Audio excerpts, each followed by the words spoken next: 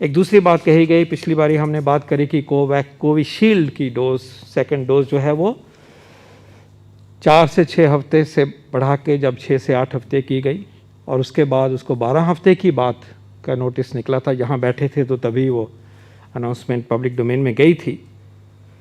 उसके बारे में ट्रिवियलाइज करा जाता है कि ये डिसीशंस कोई प्रेशर में आके आ जाते हैं, कोई नैरेटिव निकल गया, कोई शॉर्टेज हो गई। ये बहुत ही दुख वाली बात है।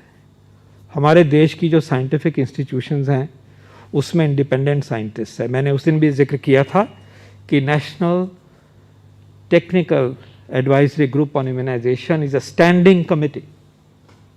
It is carved out for the purpose of supporting and providing technical and scientific guidance to the universal immunization program. It has been there for long. It has guided, for example, the introduction of rotavirus vaccine, guided when and which vaccines to be chosen for pneumococcal vaccination program. Based on science, it has independent scientists. विचार करते हैं, फैसले करते हैं, consensus बनाते हैं। Science को भी जब पढ़ा जाता है होलिस्टिक तरीके से, उसकी इंटरप्रिटेशन एक समूह में ही होती है, एक जने की इंटरप्रिटेशन नहीं होती। That group of scientist evaluated this option when UK exercised this option a few months ago and thought it is not right for us to go that way.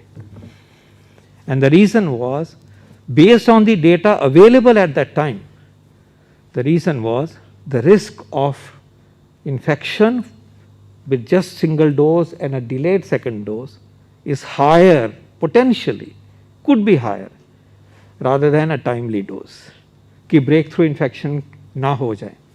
So they fulfill their duty by saying the evidence does not suggest, and we don't want to put people of India to risk.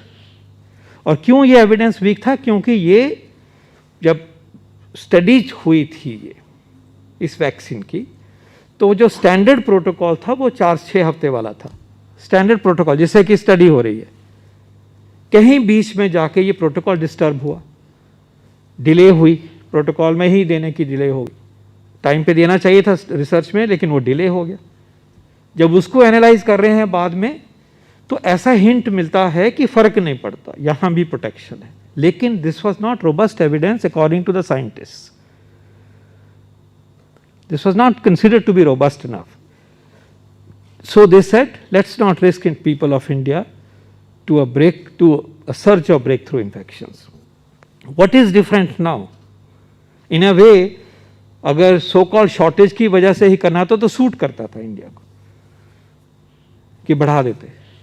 लेकिन हम science के आधार के ऊपर आगे जाने का जो हमारा रिजॉल्व है उसको रिस्पेक्ट किया.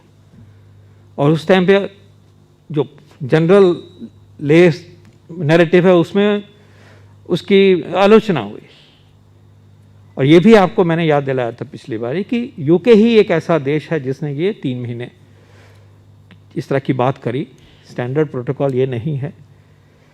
और उन्होंने फाइजर को भी 3 महीने करा, जिसका तो बिल्कुल ही नहीं है. कंपनी ने भी ऑब्जेक्ट करा. तो ये डिसीजन उन्होंने लिए, हम उसकी इज्जत करते हैं. उन्होंने अपने सर्कमस्टांसिस के हिसाब से और साइंटिफिक बेसिस के ऊपर लिए हैं, हम उसकी इज्जत करते हैं. लेकिन जो साइंस का जो समूह, हमारे साइंटिस्ट हैं, हमारे इंस्टीट्यूशंस हैं, उसके फैसलों को भी हमें मानना है. तो अब क्या अलग है? सवाल यह है कि अब उसमें क्या अलगाव है, फर्क क्या है? फर्क यह है कि जब यूके में ये 3 महीने वाला वैक्सीन का प्रोटोकॉल आ गया, अब लाखों को ये 3 महीने वाला प्रोटोकॉल मिला. फिर दिखते हैं कि वाकई ही अगर प्रोटेक्शन का लेवल देखा जाए अब in real life, after this schedule being followed in UK, which basically means single dose, ये 60 to 85% तक इफेक्टिव है in disease prevention collectively, mild, moderate and severe. Severe की प्रोटेक्शन ज़्यादा है कि कम चांस हो जाता है, माइल्ड की प्रोटेक्शन कम है, थोड़ी बहुत माइल्ड इन्फेक्शन हो सकती है. ये एक तथ्य सामने आया है. This gives us confidence. Secondly, दूसरा तथ्य सामने जो डेटा के ऊपर आया, वो डेटा देखा गया पिछले हफ्ते कि ट्रांसमिशन में रुकावट आती है. ये प्रूव हुआ रियल लाइफ में। रिसर्च की सेटिंग में इतना प्रूव नहीं हो पाता, वो लिमिटेड नंबर होते हैं। एक वॉलंटियर यहाँ है, दूसरा तीसरे मोहल्ले में है, चौथा पांचवीं सिटी में है। लेकिन अब रियल लाइफ में देने से ये एविडेंस मिला कि ट्रांसमिशन में भी प्रभाव है, और रियल लाइफ में वो 85% प्रोटेक्शन नहीं है, 65 to 85 है माइल्ड में, और सीवियर में लगभग। तो ब्रॉडली स्पीकिंग ये उनकी असेसमेंट है, ये सिंथेसिस है, इसकी डिटेल जो साइंस है वो भी अवेलेबल है। तो उसके बेस पे कॉन्फिडेंस मिला हमारी कमेटी को कि हम ये फैसला अब दे सकते हैं।